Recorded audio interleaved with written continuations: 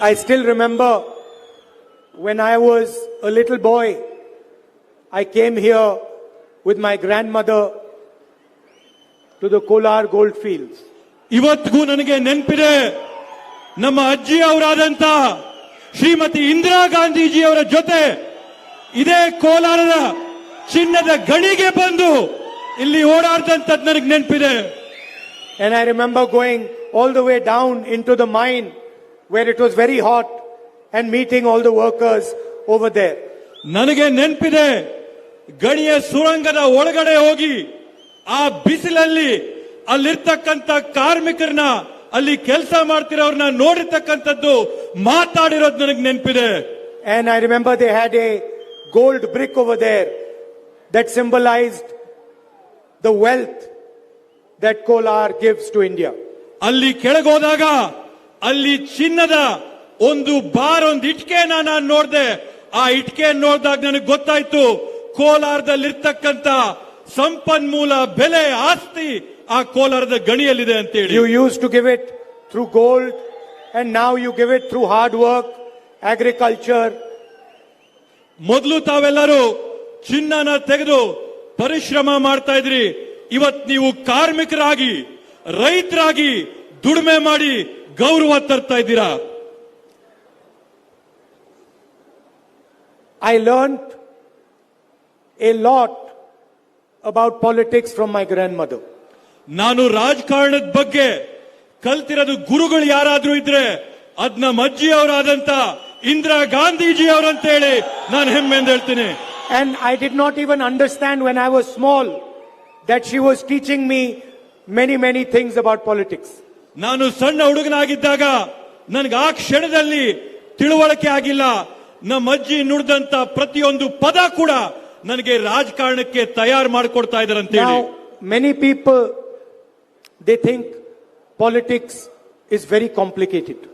ಸುಮಾರು ಜನ ಏನ್ ಅನ್ಕೊಂಡಿದ್ದಾರೆ ಅಂದ್ರೆ ರಾಜಕಾರಣ ತುಂಬಾ ಕಷ್ಟದ ಕೆಲಸ, ಚದುರಂಗದ ಆಟ ಅನ್ಕೊಂಡಿದ್ದಾರೆ.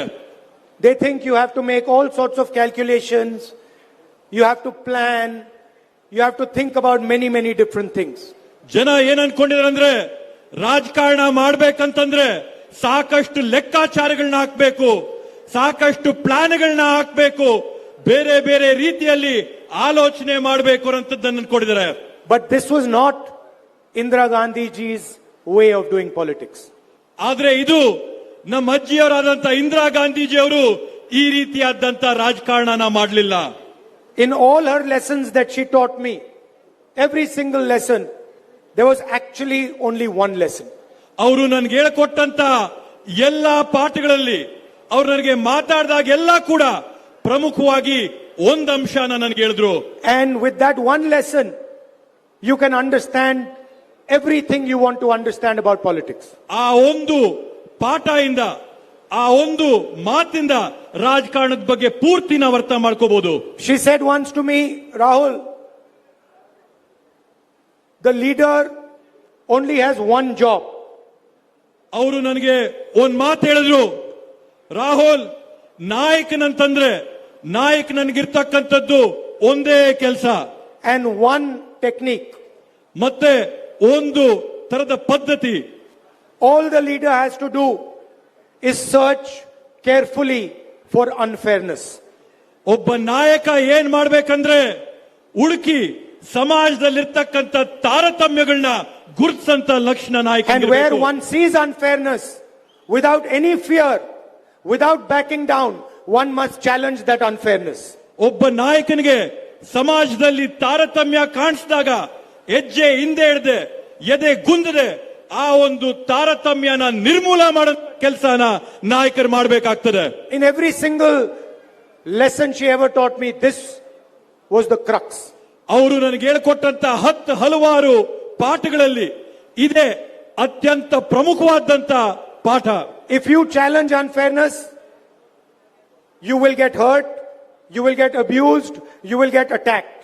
ನೀವು ಈ ತಾರತಮ್ಯಗಳನ್ನ ಪ್ರಶ್ನೆ ಮಾಡಿದಂತ ಸಂದರ್ಭದಲ್ಲಿ, ಸಮಾಜದಲ್ಲಿರ್ತಕ್ಕಂಥ ಒಡಕುಗಳನ್ನ ಪ್ರಶ್ನೆ ಮಾಡಿದಾಗ ನಿಮ್ಮ ಮೇಲೆ ಹಲ್ಲೆ ಆಗುತ್ತೆ, ನಿಮ್ಮನ್ನ ಪ್ರಶ್ನೆ ಮಾಡ್ತಾರೆ, ನಿಮ್ಮನ್ನ ಹೀಯಾಳಿಸ್ತಾರೆ. The more abused you are getting, the more attacks that are coming on you, the better you are doing your job. ನಿಮ್ ಮೇಲೆ ಎಷ್ಟು ಹಲ್ಲೆ ಆಗುತ್ತೆ, ನಿಮ್ಮ ಜನ ಎಷ್ಟು ಹೀಯಾಳಿಸ್ತಾರೆ, ಎಷ್ಟು ಅವಮಾನ ಮಾಡ್ತಾರೆ, ಅಷ್ಟೇ ಒಳ್ಳೆ ಕೆಲಸ ನೀವು ಮಾಡ್ತಾ ಇದ್ದೀರಂತ ಅದು ಸೂಚನೆ ಇದೆ. And your only duty is never to get scared, never to back down. ನಿಮ್ಮ ಒಂದೇ ಕರ್ತವ್ಯ ಎಂದಿಗೂ ಕೂಡ ಭಯ ಪಡಬಾರದು, ಎಂದಿಗೂ ಕೂಡ ಒಂದ್ ಹೆಜ್ಜೆ ಹಿಂದಕ್ಕಿಡಬಾರದು ಅನ್ನಂತ ಒಂದು ಮಾತು. This is the only real lesson in politics and in life also.